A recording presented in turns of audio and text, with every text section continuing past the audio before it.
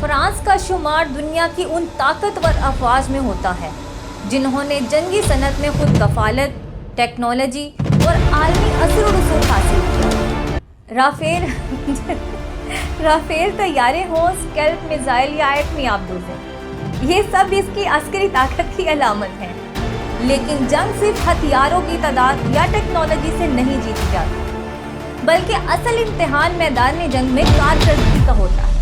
السلام علیکم، insight blogs میں خوش آمدید۔ دفاعی اور جیو پولیٹیکل تجزیوں کے ساتھ میں آپ کی host Iram Momal. Insight blogs کی گلوبل ملٹری رینکنگ سیریز میں آج ہم 11ویں پوزیشن کا جائزہ لے رہے ہیں۔ فرانس، جو کہ ایک نیوکلیئر پاور ہے، اقوام متحدہ کی سلامتی کونسل کا مستقل رکن اور نیٹو کا اہم ممبر ہے۔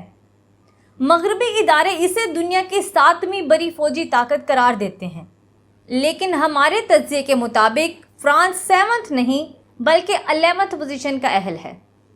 آئیں فرانس کی ملٹری پاور کا تفصیل سے جائزہ لیتے ہیں۔ فرانس کی کل فوجی افرادی قوت 3,76,000 ہے، جن میں 2 lakh active personal, 26,000 reserve personal اور 1,50,000 پیرا ملٹری فورسز شامل ہیں۔ فرانس کے پاس صرف 215 ٹینک، 1,10,000 فوجی گاڑیاں، 96 سیلف پروپیلڈ آرٹلری اور صرف 9 ملٹیپل راکٹ لانچر موجود ہیں۔ یہ تعداد کسی بھی بڑی زمینی جنگ کے لیے ناکافی ہے۔ فرانس نے کم تعداد اور جدید ٹیکنالوجی کی ملٹری اسٹریٹجی اپنائی ہے، جو حالیہ جنگوں میں ناکام ثابت ہوئی ہے۔ فرانس دفاعی مصنوعات مقامی طور پر خود تیار کرتا ہے اور اسے بڑی تعداد میں برآمد کرتا ہے۔ فرانس زمینی افواج کے لیے لیکرک جیسے جدید main battle tank, VBCI infantry fighting vehicles, 155 mm کے Caesar self propelled howitzer, Griffon اور شرپا جیسی بختر بند گاڑیاں، اس کے علاوہ night vision, laser guided system اور دیگر انفینٹری ویپن بنانے میں مہارت رکھتا ہے۔ فرانس کے فضائی بیڑے میں کل 976 طیارے موجود ہیں، جن میں 226 fighter jet, 119 transport, 141 trainer, 44 special mission, 16 tanker, 448 helicopter, جن میں 68 اٹیک ہیلی کاپٹر شامل ہیں۔ فرانس کی فضائیہ دفاعی صنعت کی سب سے مشہور شاخ ہے، خاص طور پر فائٹر جیٹ، جن میں رافیل اور Mirage series, air to surface SCALP missile, air to air Meteor اور میکا میزائل قابل ذکر ہیں۔ اس کے علاوہ فرانس ایئر ریفیولنگ اور اسپیشل مشن طیارے بھی مقامی سطح پر تیار کرتا ہے۔ حالیہ پاک بھارت جنگ میں پاکستان کے ہاتھوں فرانس کی ٹیکنالوجی کو شدید نقصان پہنچا ہے۔ رافیل، اسکیلپ میزائل، میٹیور اور میکا میزائل کی ساکھ بری طرح متاثر ہوئی ہے۔ یہ سب واقعات دنیا بھر میں فرانسیسی ہتھیاروں کی کارکردگی پر سوالیہ نشان بن گئے، اور کئی ماہرین نے کہا کہ فرانسیسی ٹیکنالوجی صرف ٹیکنیکل لحاظ سے جدید ضرور ہے، لیکن جنگ کے حقیقی میدان میں اس کی پرفارمنس مختلف ہو سکتی ہے۔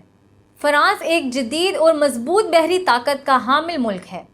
اس کے فلیٹ میں 1 aircraft carrier, 3 helo carriers, 11 destroyers, 11 frigates, 9 آبدوزیں، 20 پیٹرول ویسلز اور 17 مائن ویسلز شامل ہیں۔ فرانس کی بحری صنعت دنیا کی چند بہترین نیول کمپلیکس میں شمار ہوتی ہیں۔ اس کی صنعت عالمی سطح پر بھی قابل اعتماد سمجھی جاتی ہے۔ فرانس کا واحد aircraft carrier Charles de Gaulle اس کی نیول طاقت کی علامت ہے۔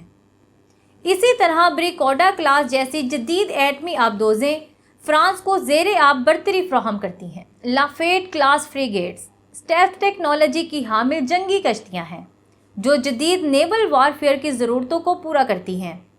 فرانس کا بنایا ہوا ایکسوسیٹ میزائل دنیا بھر میں مشہور اینٹی شپ ہتھیار کے طور پر جانا جاتا ہے۔ علاوہ ازیں مائن وارفیئر اور پیٹرول ویسلز بھی فرانس میں مقامی طور پر تیار کی جاتی ہیں۔